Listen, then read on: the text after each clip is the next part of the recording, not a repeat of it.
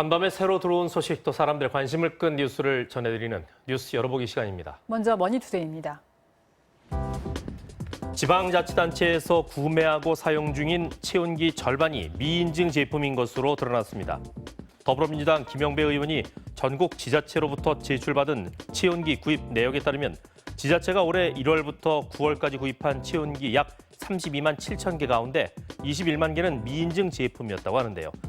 체온계와 열화상 카메라 같은 체온기는 의료기기법상 제조와 수입 과정에서 식품의약품안전처의 허가를 받아야 하지만 지자체가 이를 위반한 겁니다. 지자체는 코로나19로 인한 비상 상황에서 긴급하게 체온기를 구매했기 때문에 인증 여부를 제대로 확인하지 못했다고 해명했습니다. 다음은 세계일보입니다. 코로나19로 소비자 피해가 속출하면서 소비자 상담이 늘어나고 피해 구제 신청도 이어지고 있지만 실제 구제되는 경우는 절반에도 못 미치는 것으로 나타났습니다. 한국소비자보호원 자료에 따르면 코로나19 확진자가 처음 발생한 1월부터 지난 17일까지 소비자 상담센터에 접수된 피해 구제 요청은 약 3천 건이었습니다. 하지만 소비자원이 전문가 자문과 관련 법률에 따라서 양측의 합의를 권고하고 처리가 끝난 사례는 약 1,500건으로 절반에도 못 미친 수준이었습니다.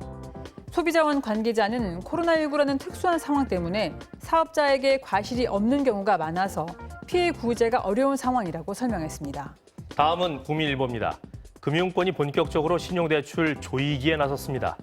올해 들어 대출 금리가 낮아지면서 빚내서 투자하는 빚투와 자금을 영혼까지 끌어모으는 영끌 현상이 심각해졌는데요.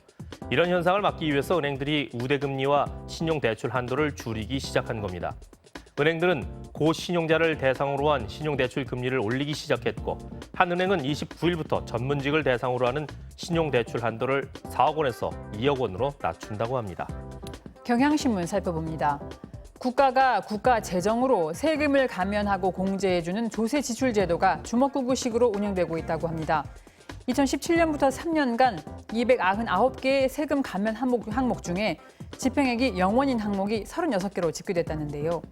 특히 환경오염 방지 물품을 수입하면 관세를 30% 감면해주는 항목과 기부자가 세액공제를 받는 대신 공제까지도 기부단체가 받을 수 있도록 한 항목은 3년간 집행 내역이 없었다고 합니다. 제도에 대한 홍보가 부족하고 각 항목에 대한 신청 기준이 까다롭다는 지적과 함께 정부의 조세 철학을 반영하지 못하고 있다는 지적이 나오고 있습니다. 다음은 한국일보입니다.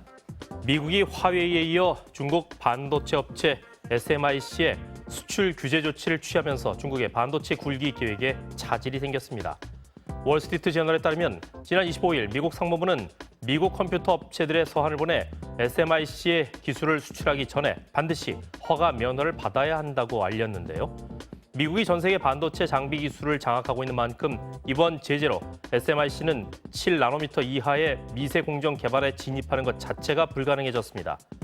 SMIC의 야욕이 꺾이게 되면서 중국의 수요 일부를 삼성전자나 SK 하이닉스 같은 우리나라 업체들이 가져갈 것이란 전망이 나오고 있습니다. 끝으로 조선일보입니다. 왕이 중국 외교 담당 국무위원이 다음 달에 한국을 방문하는 일정을 조율 중인 것으로 알려졌습니다.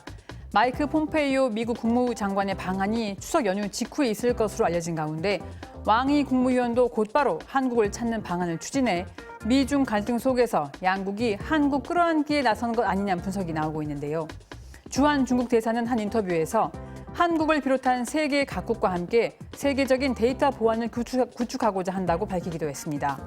지난달 양재치 정치국원에 이어서 2달 만에 추진되는 왕이 국무위원의 방안을 두고 외교가에서는 이례적이라는 평가가 나오고 있습니다. 지금까지 뉴스 열어보겠습니다.